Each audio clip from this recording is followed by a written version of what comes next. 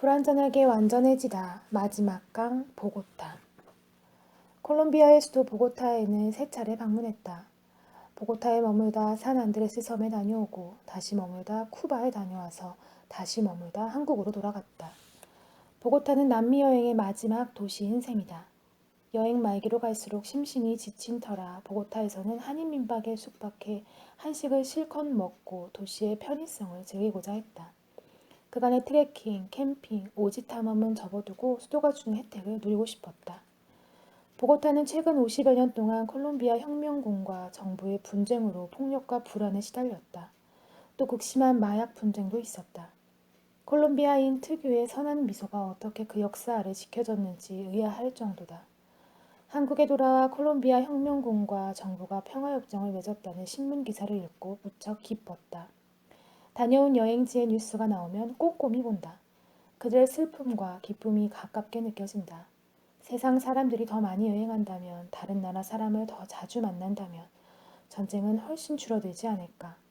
아마 여행자라면 공감할 것이다. 여행 당시에는 보고타가 위험하다는 체감이 크지 않았다. 민박집 주인 아주머니가 자동차 창문을 열고 휴대폰을 만지는 아들에게 주의를 주는 정도였다. 아마도 안전한 곳만 찾아다녔기 때문일 게다. 보고타는 20개의 구로 이루어져 있는데 대체로 북쪽 구에는 부한 계층이, 남쪽 구에는 취약 계층이 집중됐다고 한다. 민박집 아주머니는 구마다 세금이 다르고 사는 정도도 다르다고 하였다. 민박집은 중산층 정도 되는 구역에 있었는데 가끔 청담동 같은 구역으로 놀러 가곤 했다. 그곳에서 커피 체인점인 후안 발데스에 앉아 햇살을 받으며 즐거워했다. 커피 테이블만 보면 서울인지 뉴욕인지 콜롬비아인지 알 수 없다. 이곳의 아파트들은 한눈에도 고급스러워 보였다. 가게도 마찬가지였다.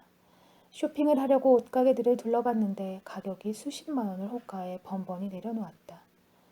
유명 가구 브랜드 외제차 상점도 많고 와인과 신선한 치즈를 파는 고급스러운 식료품점도 있었다. 이곳에서 낮을 보내도 식사는 한식집을 찾아갔다. 민박집과 청담동 사이에 떡집 겸 식당 겸 슈퍼가 있었다. 메뉴는 떡, 떡볶이, 오징어 덮밥, 라면 등이고 한쪽에는 봉지라면과 한국 주방기구를 팔았다. 콜롬비아 물가답게 저렴했다.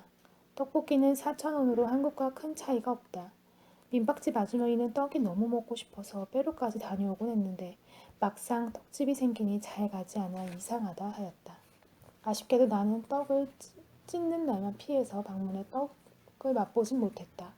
그저 고추장 듬뿍 음식을 실컷 먹고 친절한 주인과 몇 마디 나눈 후 민박집으로 돌아갔다.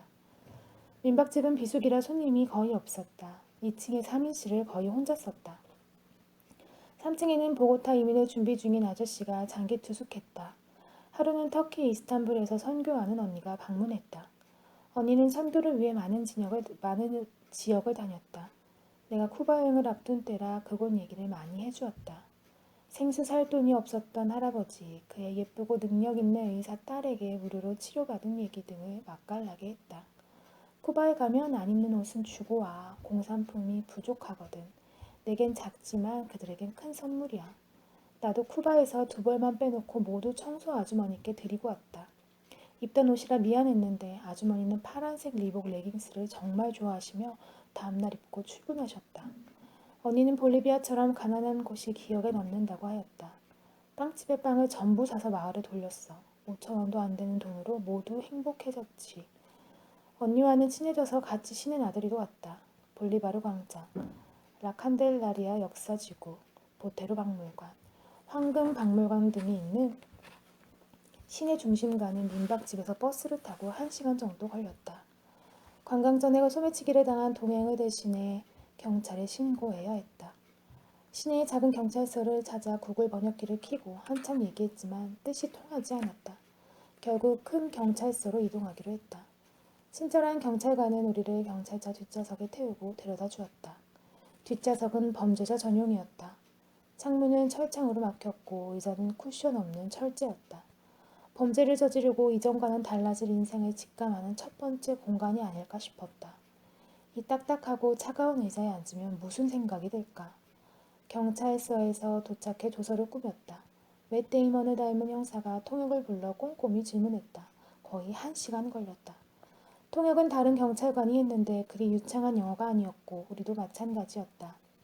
동양 여성이 경찰서에 앉아있는 모습이 신기했던지 다들 구경까지 나왔고 계속 환히 웃었다. 여행자 보험에서 보상받기 위한 서류를 무사히 얻자 언니와 나는 너무 고마워. 빵집에서 케이크를 사 통역을 해준 경찰관과 동료들에게 선물했다. 그들은 진심으로 기뻐했고 맷데이먼 형사만이 이런 건 받지 않는다고 했지만 그마저 친절을 풍겼다. 경찰서에서 나온 뒤에야 우린 광장에 나섰다. 대학가를 걷다 보고타의 남산인 몬세라테 언덕에 가기로 했다. 보고타는 많은 대학이 밀집한 교육의 도시여서 젊은 길이 많았다. 아담한 카페와 술집들, 세상이 지루하고 불만인 학생들이 마약 때문에 찾을 것만 같은 지하 아지트의 그라피티도 많았다. 보고타는 그라피티의 수준이 훌륭하고 아름다워 관련 투어가 유명하다. 물론 나도 투어에 참여했는데 그 후에도 이만큼 수준 높은 그라피티 거리를 본 적 없다. 한인 민박 대신 이곳으로 숙소를 옮길까 싶었지만 한식을 포기하기 힘들었다. 노을이 질 때쯤 몬세라테 언덕에 갔다. 궤도차를 타고 정상에 올라가니 시내가 한눈에 들어왔다. 해는 금방 떨어져 야경이 되었다. 어디든 멀리서 바라보는 도시의 야경은 아름다운가 보다. 고급 카페가 있어서 차도 한 잔 마셨다. 귀가할 때는 택시를 탔다. 사실 그 후에도 시내를 갈 때는 버스 말고 택시를 이용했다. 택시비도 저렴한 데다 여행 레임덕으로 에라 모르겠다 돈 따위라는 심정이 됐기 때문이다. 언니가 떠나고 심심해진 나는 소금 광산을 찾았다.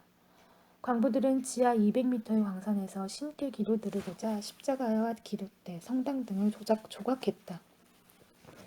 2억 5천만 년 전 바다 밑에 안데스 산맥이 융기하면서 만들어낸 소금의 십자가로 빛났고 이곳은 보고타의 북부 터미널에서 시파키라행 버스를 타고 40분 정도 걸린다. 시파키라는 조그맣고 정갈한 마을이다.